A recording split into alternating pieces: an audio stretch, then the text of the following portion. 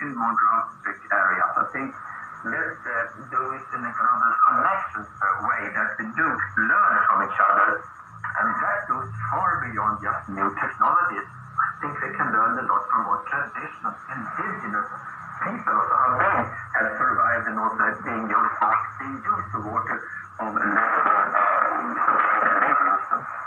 It's interesting you talk about thinking smarter, working collaboratively, but it not just being about technology. If we think back to some of those ultra traditional products, like in Spain, who produce half the world's supply of olive oil, that's been hit by the worst ever recorded drought. In Italy, tomato crops in recent years for pasta and all of that have been affected by the extreme weather. So where else are we going to see a big hit, do you think, in prices of things that traditionally we've relied on? Okay.